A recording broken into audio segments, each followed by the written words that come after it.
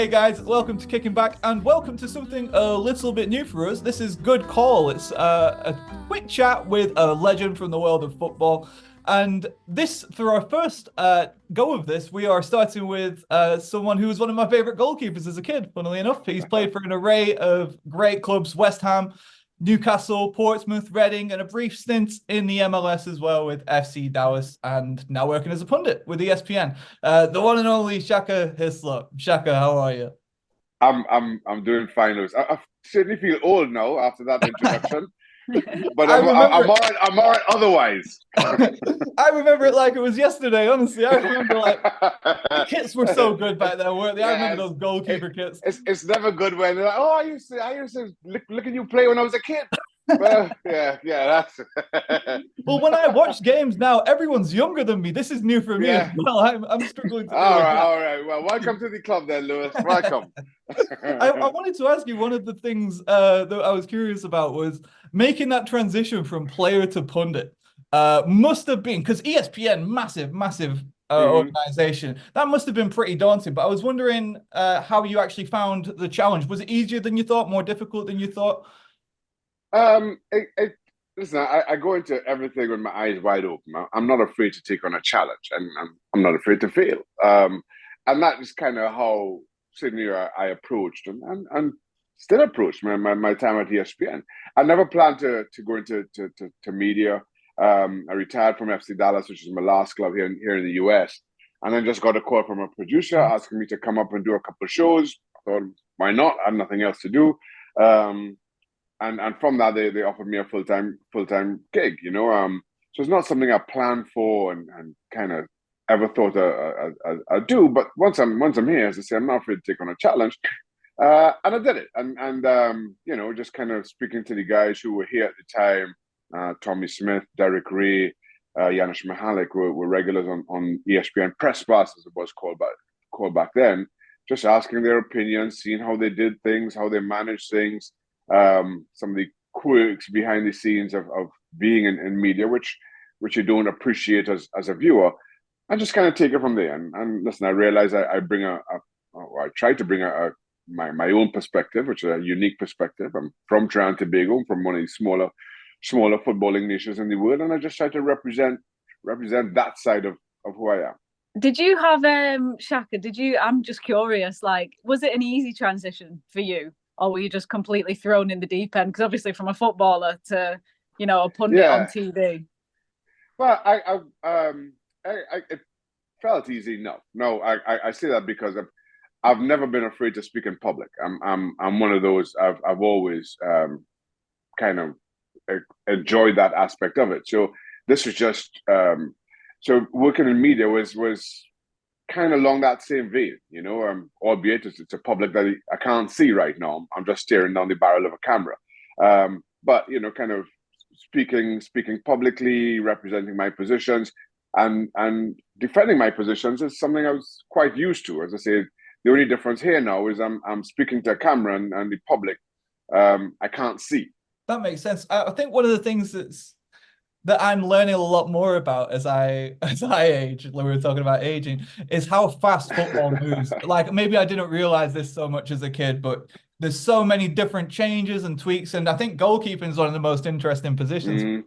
Mm, So you played at a time, like you say, I didn't mean to make you feel old, but goalkeeping's moved on so fast now, right? So I was going to ask, from a pundit perspective, what are some of the most significant ways you think goalkeeping has changed from when you were actually playing?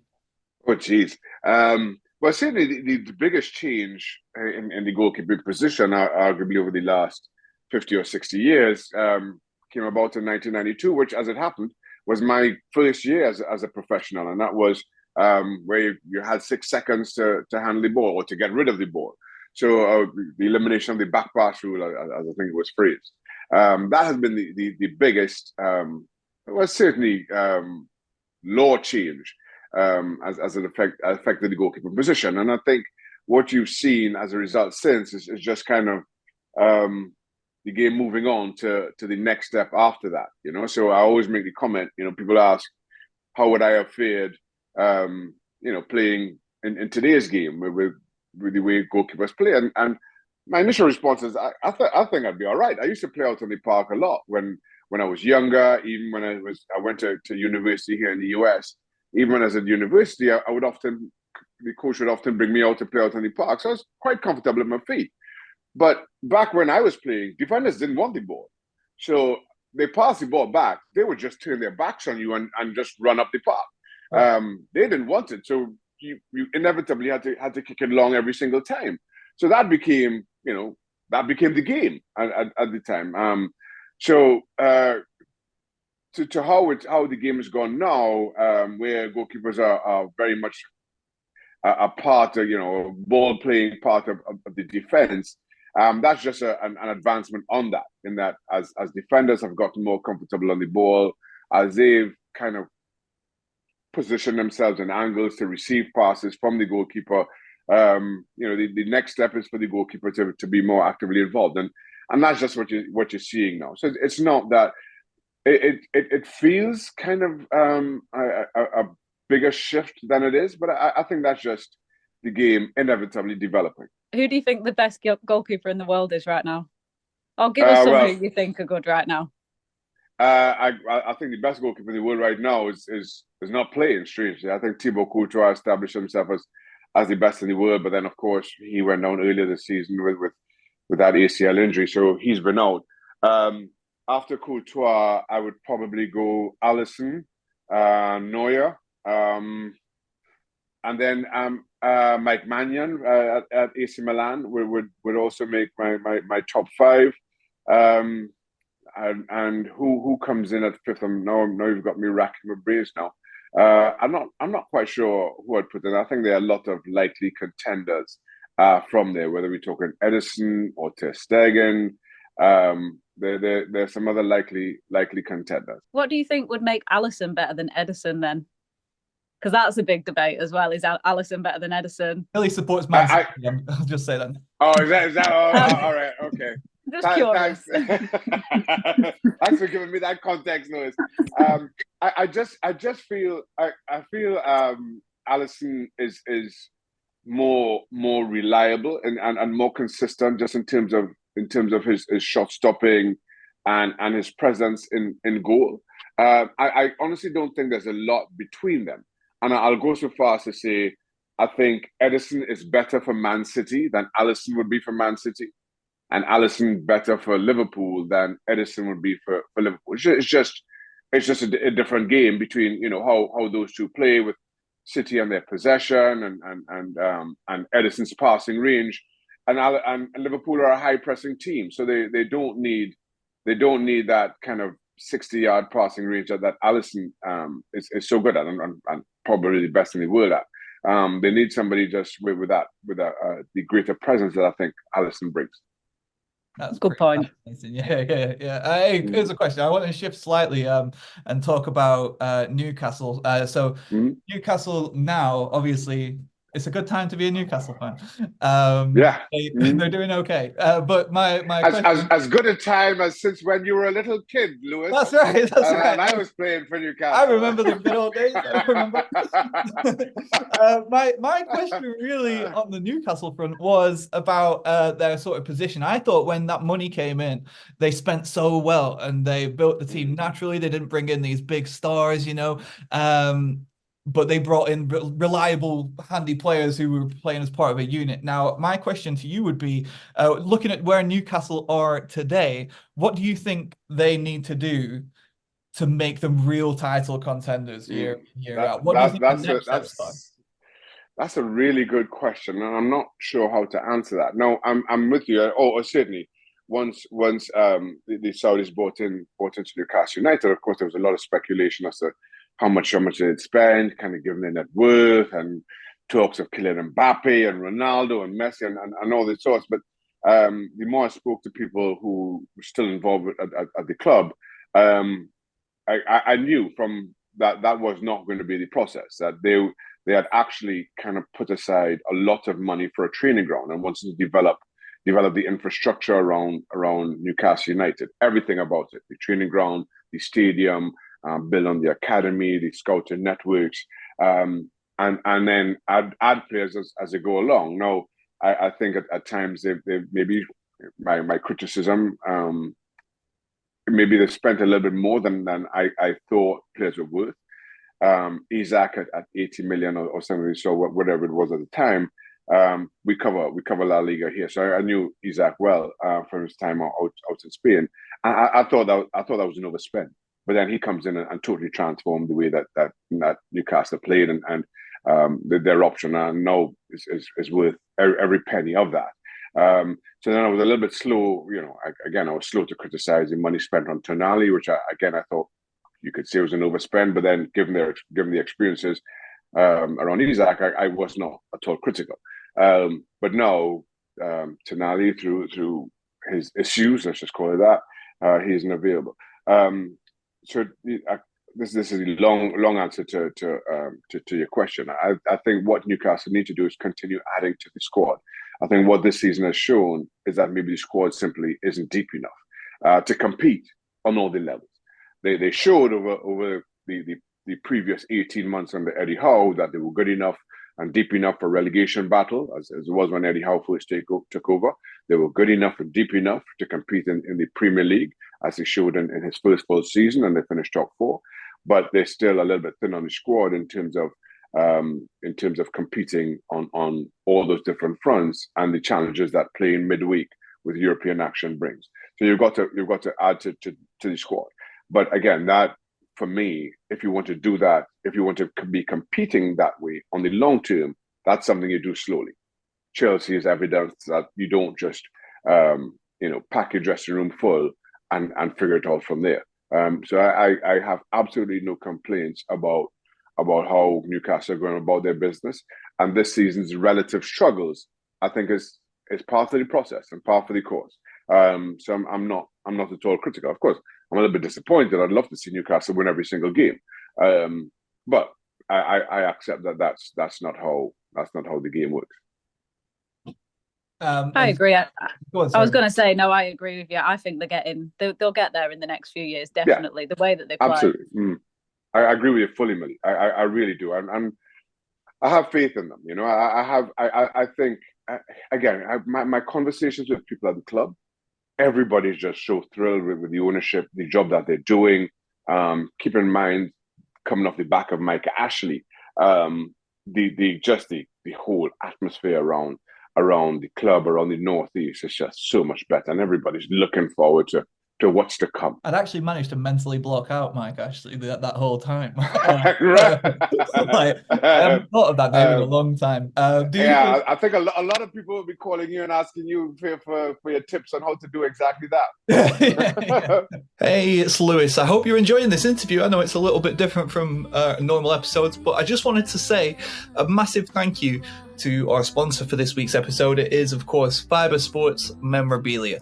So if you're interested in getting yourself some signed gear from some of the top names in football, boxing, any sport, really, you name it, you need to go and check out Fibre Sports. They do stuff with guys like Mo Salah, Tyson Fury, you name it, really. It's just the top of the game. So they've just set up the first physical store, and they're expanding pretty rapidly, and that's sort of the trajectory we hope to be on as well. So it's good that we've been able to link up and do something in this long-term way, and we really appreciate their support. So hopefully you'll support them in turn. So go to fibresportsmemorabilia.com. All the links will be in the socials. And yeah, thank you very much once again to those guys. Back to the interview. That Eddie Howe so I'm not advocating, obviously. I'm not suggesting otherwise. I actually probably think he would be. But do you think Eddie Howe is the person who could lead them in that type if over a number of years? I know that isn't really the done thing anymore, is it, to have a manager stick with a club for that many years, but do you think he's the right person to actually take them up to that sort of title contention area?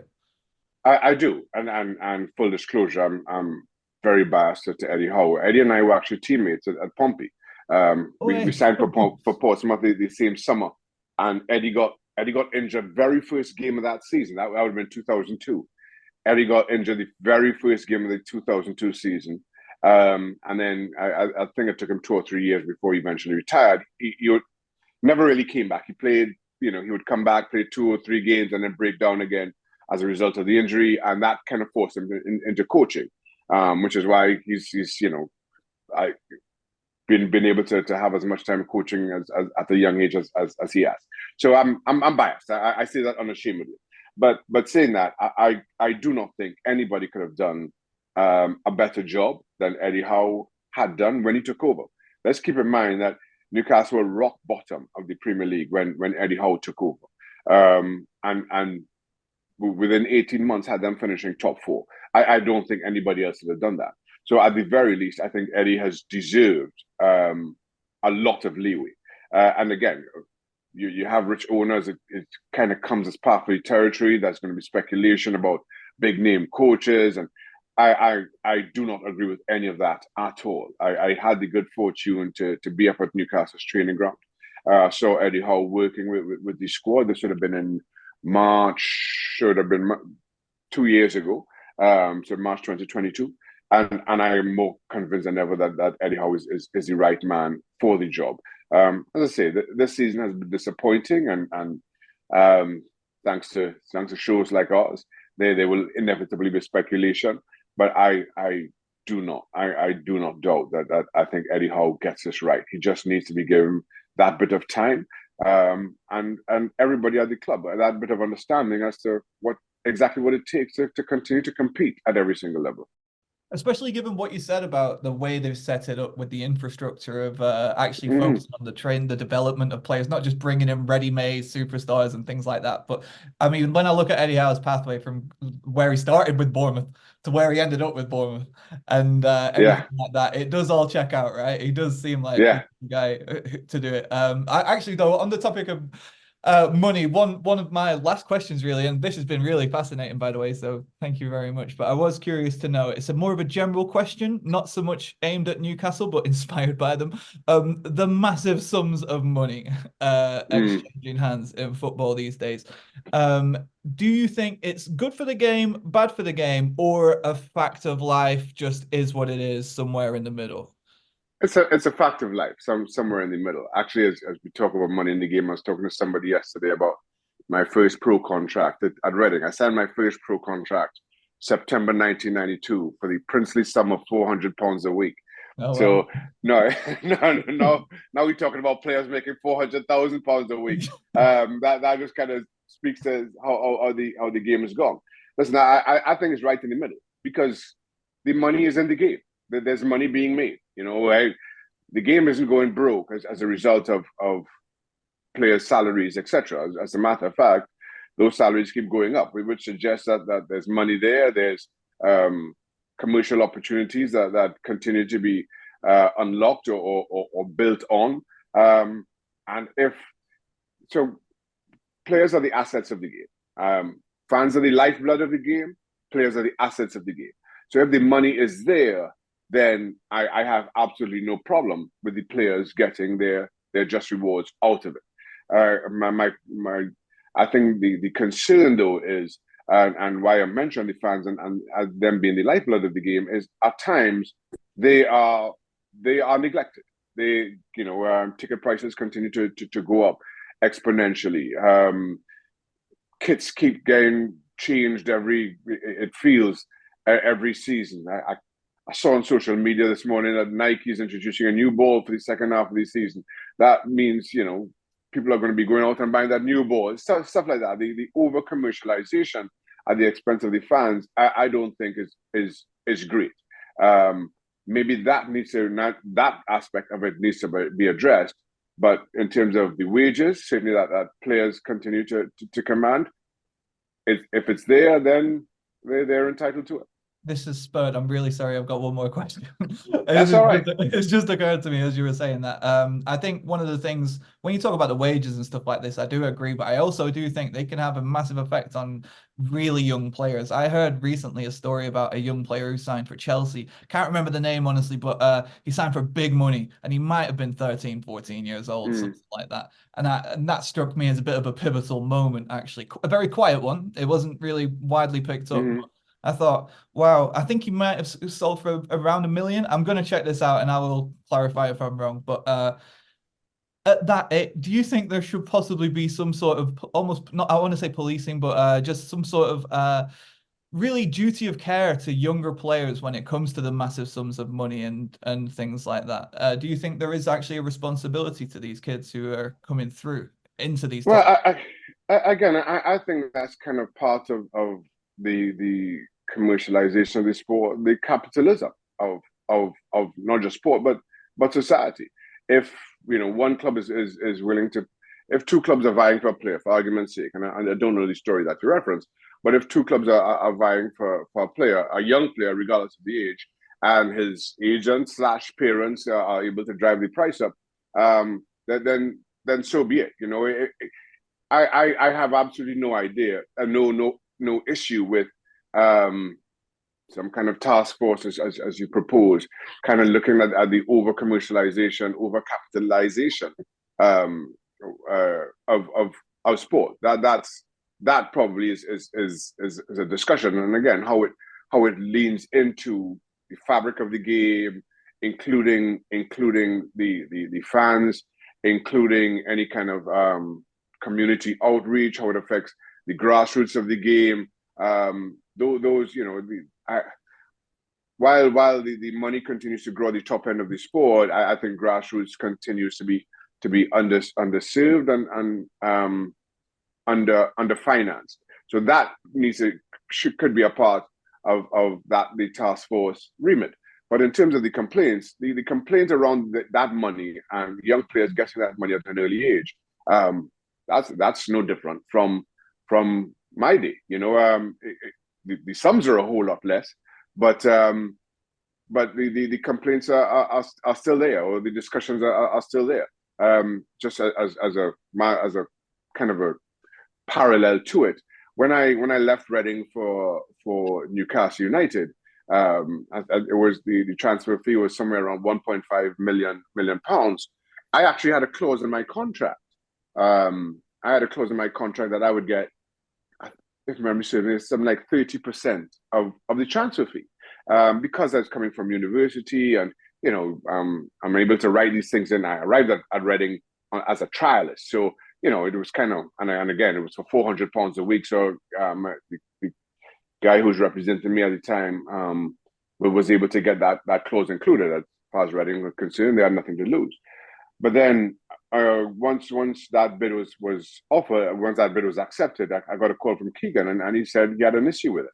That he didn't want me making this kind of money. He felt it would, kind of change my own outlook and my sense of professionalism, so to speak.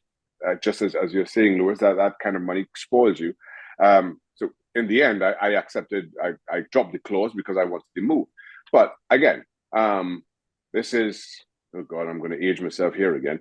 This is 30 years ago, where we're having that exact same conversation around the money in the game. So the conversations haven't changed. Just maybe the number of zeros at the end of the number has.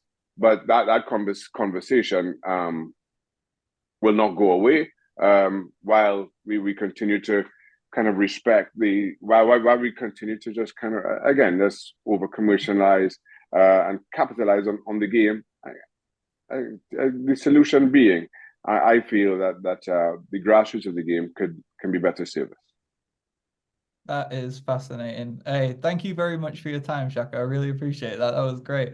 I didn't know that really about the Keegan. That's kind of mind-blowing that this has been going on for as long as I thought I had a fresh idea there. This is an age-old conversation, right? No, that was great, though. Thank you so much. You're most welcome. Thoroughly enjoyed it.